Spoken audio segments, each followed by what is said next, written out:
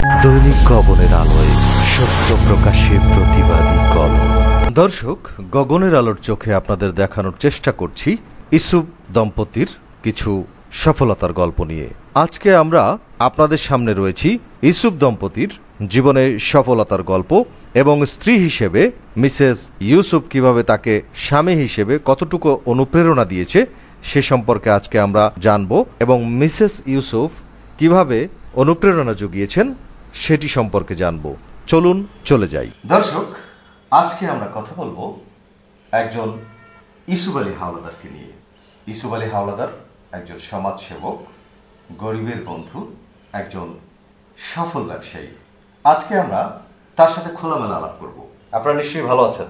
আলহামদুলিল্লাহ ভালো আছেন নিশ্চয়ই। আলহামদুলিল্লাহ। আজকে আমাদের সঙ্গে রয়েছে ইউসুফ আলী হাওলাদার এবং সাবিনা ইয়াসমিন, অর্থাৎ ইউসুফ আলী হাওলাদার দম্পতি।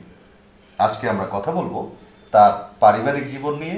আমরা প্রথমে শুরু করব ইউসুফ ভাইয়ের কাছ থেকে। আমরা কিছু কথা শুনবো। ব্যক্তি জীবনে আপনার পথ চলা কবে থেকে শুরু হলো এবং কেমন করে শুরু হলো, অর্থাৎ জীবন সংগ্রাম সম্পর্কে আমরা একটু জানবো আপনার কাছ থেকে। আমার 81 থেকেই আমার কাজকর্ম করার শুরু। আমি 81-এ মেট্রিক পাস করার পরে, যখন 83 ইন্টার পাস করে, ইন্টার পাস করার পরে আমি একটি ব্যাংকে জব নিই। ব্যাংকে জব কিছুদিন করার পরে আমার একটা পরিবার পরিকল্পনা, চাকরি ছেড়ে পরিবার পরিকল্পনায় কাজ শুরু করি। কাজ শুরু করার পরে অনেক অনেক ঝামেলা হওয়ার পরে চাকরি থেকে অবসর নেই। তারপর থেকে আমি যে কোনো কারণে ঢাকায় একটা ব্যবসাতে জড়িত হই। তারপরে কিছুদিন পরে আমি একটা 85-এ ডাক্তার আজিজুর রহমান স্বাস্থ্যমন্ত্রী ছিল, ওনার মাধ্যমে একটি টোবাকোতে চাকরি শুরু করি। আচ্ছা, অর্থাৎ ব্রিটিশ টোবাকো যেটা আমরা বুঝি। চাকরি অবস্থায় প্রায় 17 বছর চাকরি করার পরে চাকরি ছেড়ে গলা একটা সমস্যা হয়েছিল, সমস্যা হলে আমি চাকরি ছেড়ে দিয়েছি। আচ্ছা আচ্ছা। সে দেওয়ার 2-1 বছর পরে আবার ব্যবসা শুরু করছি। আচ্ছা, এই টোবাকো ব্যবসায়ী। আচ্ছা আচ্ছা, অর্থাৎ আপনি টোবাকোতে চাকরি করার পরে আপনি আবার নিজেই ব্যবসা শুরু করছি। হ্যাঁ। তারপরে আমাদের সে মাল্টিনেশনাল কোম্পানি, এটা মালবরো সিগারেটের ডিস্ট্রিবিউশন আমার খুলনা, বরিশাল, ফরিদপুর এবং মাদারীপুর, দক্ষিণ অঞ্চলে আমি ডিস্ট্রিবিউশন থেকে শুরু করেছি। তারপরে বার্গো টোবাকোর সাথে জড়িত ওই ডিস্ট্রিবিউশন আমি নিচ্ছি। বার্গো টোবাকোর ব্যবসা করে আসছি এখন পর্যন্ত এবং রানিং। মানে এখন পর্যন্ত আপনি সেই ভার্গো টোবাকোতেই রয়েছেন। আমরা জানি যে আপনার ভার্গো টোবাকো ব্যবসা। আচ্ছা, আমরা জানি যে আপনার একটা কোম্পানি রয়েছে, সেই কোম্পানিটার নামটা আমরা একটু শুনতে চাই। না, কোম্পানি না, আমার আশফি এন্টারপ্রাইজ লিমিটেড। আশফি এন্টারপ্রাইজ, হ্যাঁ, লিমিটেডের সাথে অনেক ব্যবসা আছে আমাদের, এক্সপোর্টের ইম্পোর্টের কিছু আছে। তারপরে মাল্টিনেশনাল কোম্পানি মালবোর সাথে আছে, বার্গো টোবাকোর সাথে আছে। এই ব্যবসা আরও ব্যবসা ছিলাম, অনেক ব্যবসা ছিলাম, কিন্তু ব্যবসা থেকে বিরত নিয়েছি। শেষ জীবনে আসছি, এখন ডিস্ট্রিবিউশন চালাচ্ছি। অর্থাৎ দক্ষিণ অঞ্চলের যে ডিস্ট্রিবিউশনটা সেটা আপনি করছেন। আচ্ছা, এতক্ষণ কথা বললাম সেই ইউসুফ আলী হাওলাদারের সঙ্গে। আমরা এখন কথা বলবো সাবিনা ইয়াসমিন, অর্থাৎ মিসেস ইউসুফ আলী হাওলাদারের সঙ্গে। আপনি কেমন আছেন? আলহামদুলিল্লাহ ভালো। এবং খোলামেলা বিষয়ে আমরা আলোচনা করব। আমরা প্রথমেই জানতে চাইবো ইউসুফ ভাই কেমন মানুষ? খুব ভালো মানুষ, আলহামদুলিল্লাহ। মানে মানুষ হিসেবে যতটুকু ভালো হওয়ার কথা ঠিক উনি ততটাই। তো আরেকটা বিষয় জানবো, ইউসুফ ভাইয়ের সবচেয়ে পছন্দের জিনিস কি? সাধারণ খাবার, মাছ ভাত ডাল। আচ্ছা, স্বামী হিসেবে তিনি যদি আমরা আপনাকে র্যাঙ্কিং করতে বলি তাহলে আপনি 100-তে কত দিবেন? 100। 100-তে 100। দর্শক, আমরা জানি একজন পুরুষের জীবনে চলার পথে একজন নারীর অদম্য পরিশ্রম থাকে এবং চেষ্টা থাকে।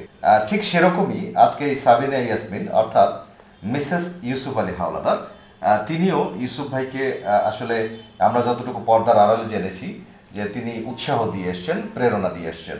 আমরা ইউসুফ দম্পতিকে আমরা ধন্যবাদ জানাই। এবং আরেকটা বিষয় একটু আলোচনা করব, সেটা হচ্ছে যে ইউসুফ ভাই, আপনি কিছুদিন আগে বরিশালে নির্বাচন করেছেন, সিটি কর্পোরেশন নির্বাচন করতে চেয়েছিলেন এবং 22 নম্বর ওয়ার্ড সিটি কর্পোরেশন। আমি নির্বাচনে টাকা দাখিল করছি, সবই করা হয়েছিল। তো আপনি নির্বাচনে আসলেন না কেন? আসলাম না, আমার আওয়ামী লীগের একটু চাপ ছিল। আমরা ধরে নিলাম যে আপনি যখন নির্বাচন করবেন স্বতন্ত্র, তখন এই যে ফ্যাসিস্ট সরকার যারা চলে গেছেন তারা আপনাকে নির্বাচনটি করতে দেয় না। দর্শক, আমরা এই ধরনের ইউসুফ সাহেবের মতো আমরা ভালো লোক সমাজে আসুক এবং সমাজের প্রতিনিধিত্ব করুক, সেটা আমরা চাই। আমার ওয়ার্ডের মানুষ আমি কিছু না দিলেও 90 বলি না 80% লোক আমার সরাসরি বাসায় আমাকে জোর করেই দাঁড়া করেছে। আমি কিন্তু দাঁড়াতে ইচ্ছে ছিল না।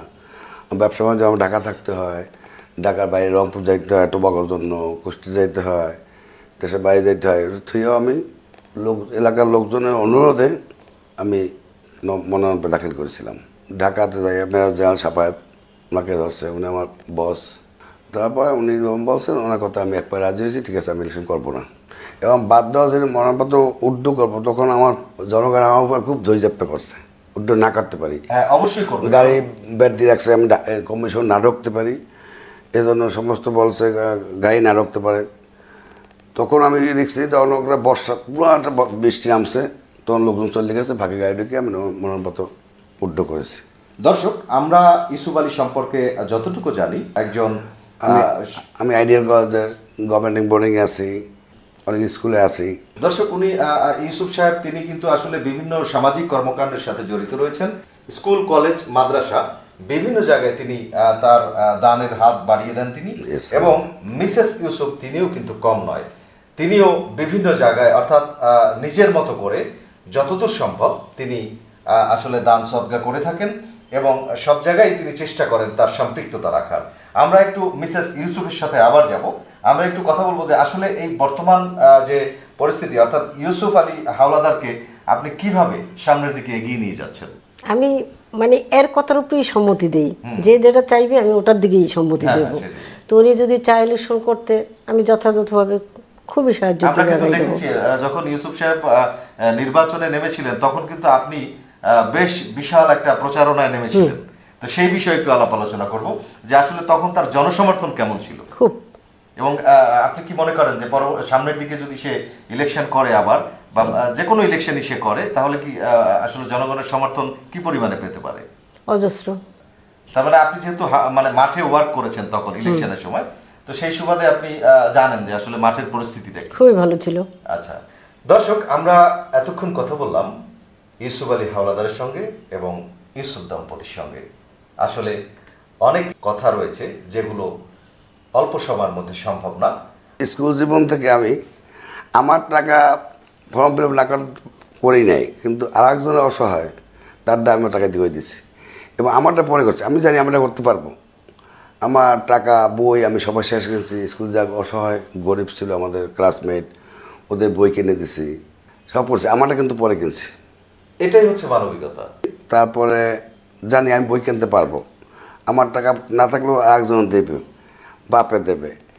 আমার ব্যবসা থেকে আয়ের উৎস আসলেও আমার তো প্রথম জীবনে আমার বাবা ডিলার ছিল। আমি স্কুল শেষ করে স্কুল জীবন করতাম, শেষ করার পরে আমি কিন্তু স্কুলে বাবার ডিলার অফিসে বসতাম। মানে সেই থেকে ব্যবসা। হ্যাঁ, তারপর চাকরি দুই জায়গায় নেই, সরকারি চাকরি দুইটাই সরকারি চাকরি ছিল। ব্যাংকের সরকারি চাকরি ছিল, ফ্যামিলি প্ল্যান সরকারি চাকরি ছিল। করছি কিছুদিন, 1 বছর করছি, সোনালী ব্যাংকে 1.5 বছর করছি, ফ্যামিলি প্ল্যান 2 বছর করছি। 85-এ তখন আমি তো তখনকার সময় তো বিশাল ব্যাপার।